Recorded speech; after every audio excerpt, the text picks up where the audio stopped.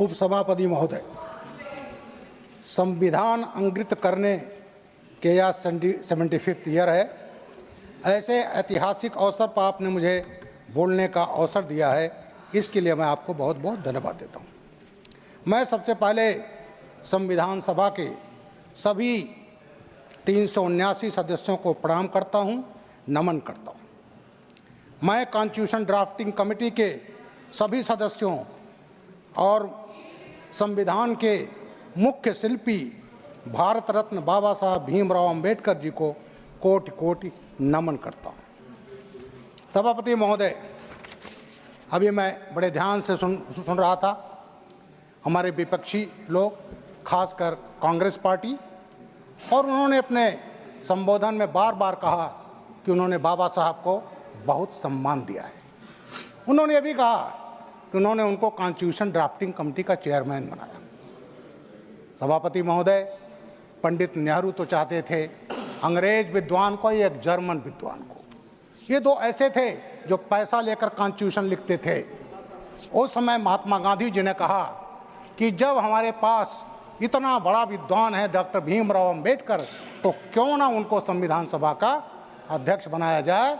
और तब उनके हस्तक्षेप से बाबा साहब कॉन्स्टिट्यूशन ड्राफ्टिंग कमेटी के चेयरमैन बने। महोदय, ड्राफ्टिंग कमेटी में 7 सदस्य थे। उसमें एक की डेथ हो गई, 2 लोग बीमार हो गए, एक विदेश चले गए, और कुल मिलाकर के बाबा साहब ने सिंगल हैंडेडली भारत का संविधान लिखा है, जिसको अभी मैं सुन रहा था कि टी कृष्णाचारी साहब ने जब उस पर दस्तखत करना शुरू किया, तब उन्होंने बाबा साहब के इस रोल को सराहा कि मुख्य रोल बाबा साहब भीमराव अंबेडकर का है। महोदय, अभी बहुत कुछ बोला गया कांग्रेस पार्टी की तरफ से। मैं बाबा साहब ने जो अपने इस्तीफे पर भाषण दिया था 10 अक्टूबर 1951, उसका मैं कुछ अंश कोट कर रहा हूं जो उनकी व्यथा को व्यक्त करेगा। वो कोट है, it is now 4 years 1 month 26 days since I was called by the Prime Minister to accept the office of the Law Minister of Cabinet. The offer came as a great surprise to me. I was in the opposite camp and had already been condemned by unworthy association with the interim government was formed in 1946. I was left to speculate what could have happened to bring about this change in the attitude of the Prime Minister. I had my doubts. I didn't know how I could carry on with those who have never been my friends. I had doubts as whether I could, as a law member, maintain the standard of legal knowledge and acumen which had been maintained by those who had preceded me as law minister, Government of India. Unquote. सभापति महोदय, ये बाबा साहब की जो व्यथा थी, उन्होंने जो कहा वो था जोगेंद्रनाथ मंडल के प्रति। जब 1946 में कॉन्स्टिट्यूएंट असेंबली के चुनाव हुए, बाबा साहब बंगाल से, वहाँ से बॉम्बे से लड़े, कांग्रेस पार्टी ने सुनिश्चित किया कि बाबा साहब को हराया जाए। बाबा साहब को हरा दिया गया। जोगेंद्रनाथ मंडल जी उनको ले गए पूर्वी बंगाल, जो आज बांग्लादेश है, और वहाँ से खुलना जेसोर सीट से बाबा साहब को जिताया गया। बाबा साहब कॉन्स्टिट्यूएंट असेंबली में पहुँच गए। महोदय, जब देश का बंटवारा हुआ तो खुलना जेसोर सीट आसाम के बॉर्डर पर है, हिंदू बाहुल्य था। अगर उस समय कांग्रेस मांग कर सकती थी कि इसको भारत को दिया जाए, लेकिन नहीं दिया गया, एक साजिश के तहत, और उनकी कॉन्स्टिट्यूएंसी दे दी गई पाकिस्तान को, और बाबा साहब बना दिए गए member of Pakistan constituent assembly. ये साजिश हुई है महोदय।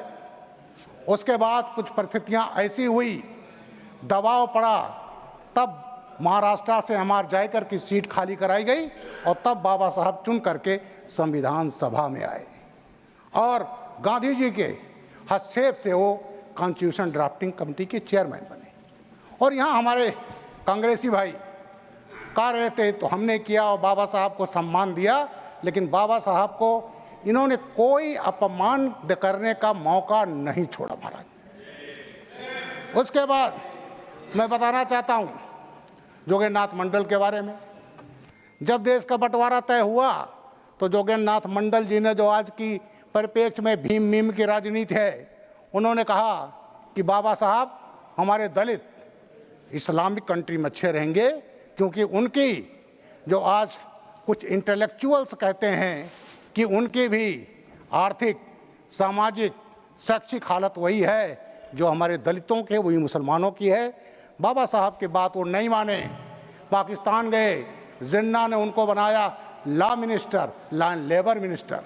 बाबा साहब यहाँ एक दलित भारत का लॉ मिनिस्टर, दूसरा दलित पाकिस्तान का लॉ मिनिस्टर, और उसके बाद क्या हुआ? पाकिस्तानी अपने एजेंडे पर आ गए। उनके वजह से, जोगेंद्रनाथ मंडल की वजह से दलित जो थे वो पाकिस्तान में, खासकर पूर्वी पाकिस्तान में रुक गए। लेकिन जब बंटवारा हो गया तो सबसे ज़्यादा जो कत्लेआम हुआ है, उत्पीड़न हुआ है, वो दलितों का हुआ है, वहाँ के नमो शूद्र और मतुआ का हुआ है। जब यह होता रहा, कत्लेआम होता रहा, और लॉ मिनिस्टर के तौर पर मंडल जी इसको नहीं रोक पाए, तो वो महोदय 3 वर्ष 2 महीने में भाग आए। एक देश का लॉ मिनिस्टर भाग आया, कलकत्ता में आकर के वो रहे, और गुमनामी में 5 अक्टूबर 68 को उनका देहांत हुआ। जब वो 8 अक्टूबर सन 50 को भागे तो दलितों में भगदड़ मची और उनको बसाया गया। कहाँ? आसाम में, बंगाल में, उत्तर प्रदेश में भी हैं। मैं एक जिले का एसपी रहा हूँ 86 से 88, पीलीभीत, जहाँ इस समय 2.5 लाख दलित बंगाली हैं। उनको कांग्रेस ने कोई सुधि नहीं ली, उनको कोई अधिकार प्राप्त नहीं थे। लेकिन 2019 में जब CAA बना, तब जाकर उन दलितों को भारत का जो नागरिकता मिली, और जितने भी नागरिकता धार्मिक आधार पर प्रताड़ित पाकिस्तान, अफगानिस्तान, बांग्लादेश, इन सब के लोग हैं, उनको मिली है, उसमें 70 से 75% नागरिकता उन दलितों को मिली है। जो सबसे ज़्यादा जो CAA का फायदा हुआ है वो उपसभापति महोदय दलितों को हुआ है। अब बात आती है, फिर इन्होंने कहा कि बाबा साहब को हमने बनाया जिससे वो दलितों के लिए कुछ कर सकें, दलितों की हिमायत कर सकें, कुछ बना सकें। लेकिन बाबा साहब का जो रिजिग्नेशन लेटर है उसमें एक और आता, उसको मैं पूरा पढ़ना नहीं चाहता। उसमें उन्होंने कहा कि हमको कानून मंत्रालय दिया गया। मेरे पास कोई प्रशासनिक पद नहीं था। बाबा साहब चाहते थे उनको कोई प्रशासनिक पद दिया जाए, जिस प्रशासनिक पद को पाकर वो कुछ कर सकें, लेकिन उनको कोई प्रशासनिक पद नहीं दिया गया। उन्होंने कहा कई मंत्रियों को 2-2, 3-3 मंत्रालय दिए गए।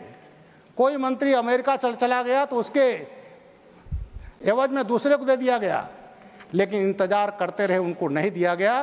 पंडित नेहरू ने कहा आपको देंगे हम प्लानिंग।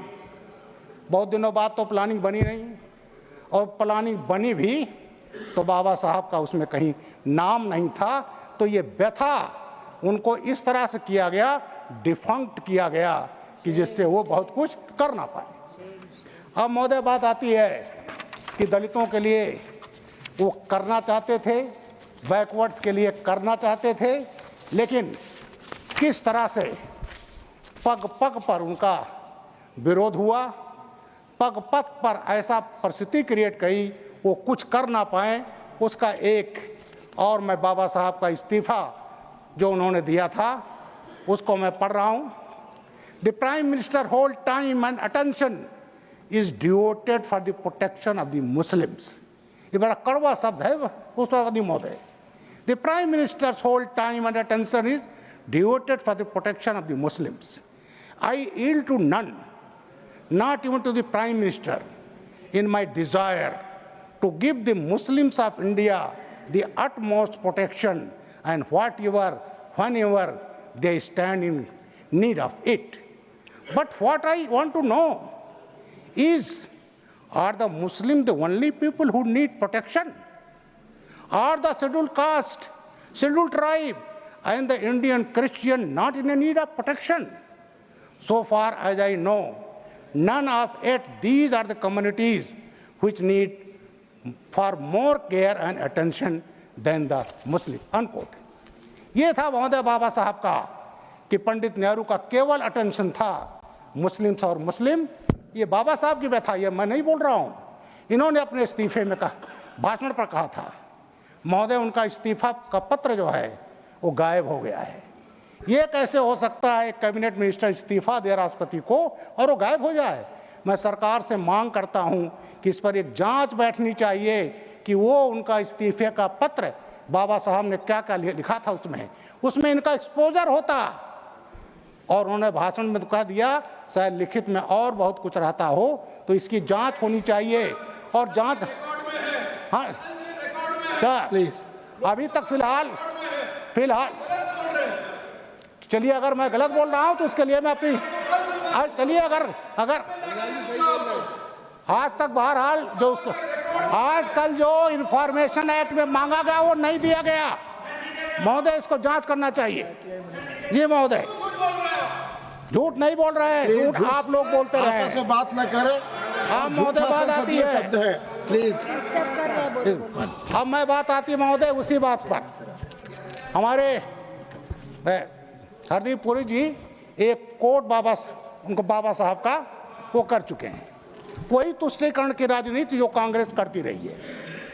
आर्टिकल 370 महोदय, आर्टिकल 370 पर दलितों को क्या फायदा हुआ? आर्टिकल 370 बाबा साहब नहीं चाहते थे। बाबा साहब शेख अब्दुल्ला की बात मानने को तैयार नहीं थे। और उनका एक कोट है महोदय, एक कोट हमारे हरदीप पुरी जी कह चुके हैं, मैं दूसरा कोट उनको ले रहा हूं।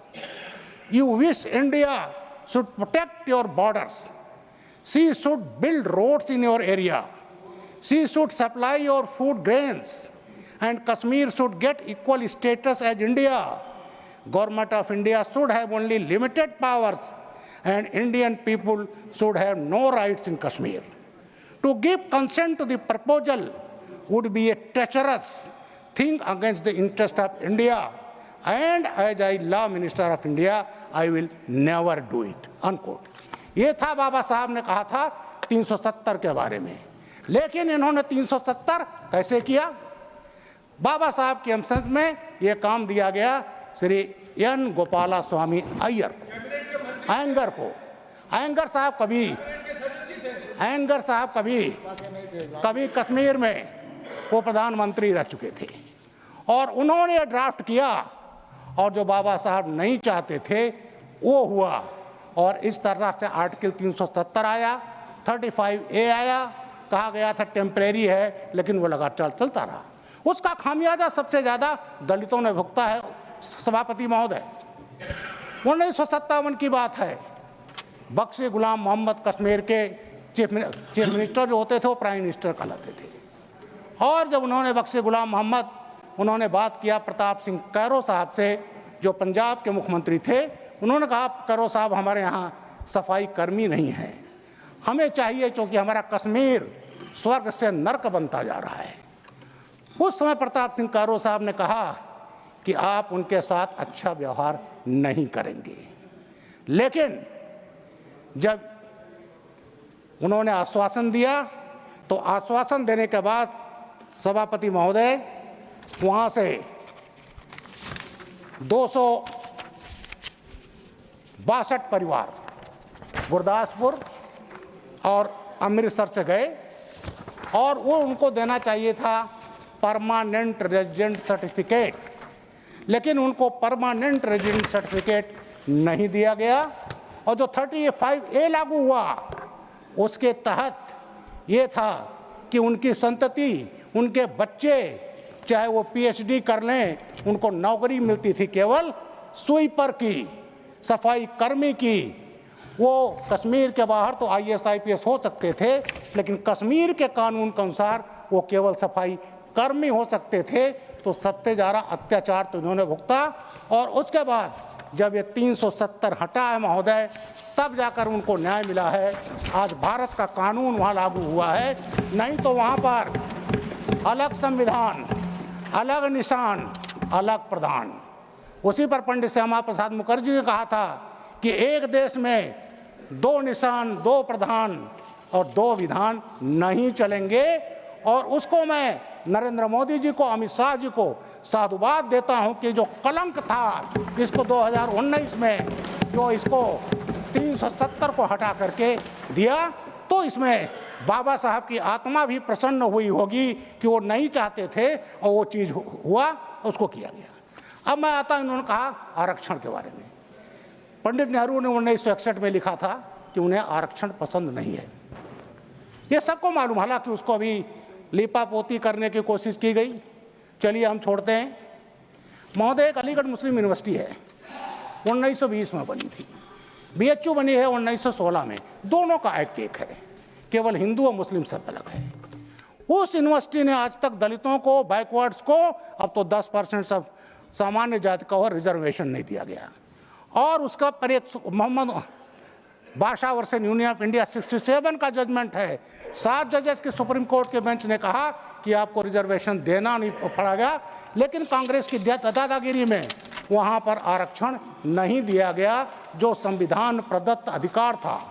और जब नहीं दिया गया और उसके बाद चलता रहा, फिर 1980 में मिसेज गांधी पावर में आती हैं।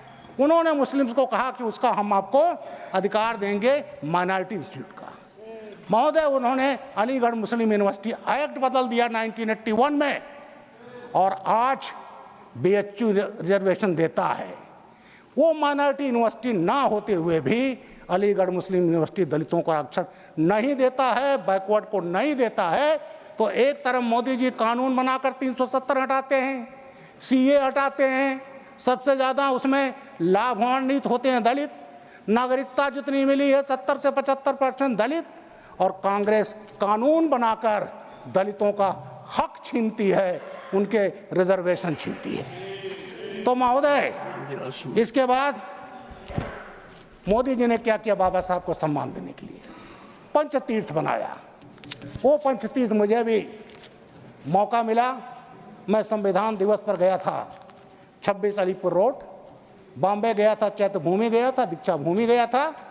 उन कुछ को कांग्रेस ने कभी कुछ नहीं किया।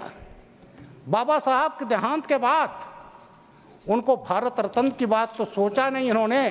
इंदिरा जी ने खुद को दे लिया भारत रत्न, नेहरू जी ने खुद दे लिया। उसके बाद जब बीजेपी के समर्थन में गवर्नमेंट आई, तब जाकर 1990 में 31 मार्च को बाबा साहब को भारत रत्न मिल पाया। अभी थे महोदय, मैं आपको भी प्रणाम करता हूँ। इसके बाद आती है भारत रत्न तो दूर, सेंट्रल हॉल में जहाँ हम ही लोग बैठते, तब तक वो संविधान सभा है, वो सदन है, वहाँ बाबा साहब की फोटो तक नहीं थी। और बाबा साहब का फोटो जो है, मैं टाइम से खत्म करूँगा सभापति महोदय, और वहाँ पर भारत रत्न तो दूर, बाबा साहब की फोटो लगना इनको नागवार लगता था। जब बाबा साहब की फोटो लगने की बात आई तो हमारे कांग्रेसी भाई कहते थे दीवार पर जगह नहीं है। तो BP सिंह साहब ने कहा था दिल में जगह रखो, दिल में जगह रखो, बाकी जगह तो अपने आप बन जाएगी। और तब जाकर के बीजेपी के सपोर्ट से तब जाकर सेंट्रल हॉल में बाबा साहब का चित्र लग पाया। अब महोदय आता है संविधान दिवस, मुख्य रोल रहा बाबा साहब का बनाने का। उसके बाद मोदी जी जब गुजरात के मुख्यमंत्री थे तो उन्होंने संविधान दिवस मनाने की शुरुआत की, बाबा साहब को सम्मान देने की। और लेकिन यहाँ पर वो नहीं होता था। लेकिन जब मोदी जी 2014 में प्रधानमंत्री बने तो इन्होंने 26 नवंबर 2015 से शुरुआत की संविधान दिवस की, और तब से ये संविधान दिवस ये बाबा साहब का सबसे बड़ा सम्मान है। और ये तो बाबा साहब की उसको जो निशानियां थीं, जो बाबा साहब के विचार थे, उसको मिटाना चाहते हैं। लेकिन सभापति महोदय, एक मैं नेचर का प्रेमी हूँ। अगर किसी आप डाल को काट दें तो उसमें स्ट्रेस पैदा होता है, और जब स्ट्रेस पैदा होता है तो उसके बड जो रहती हैं खाल के नीचे, वो तेजी सूखती हैं, बहुत तेजी से उसमें डालियां निकलती हैं, सबसे ज्यादा निकलती हैं। Thank you Pradhan ji, thank you.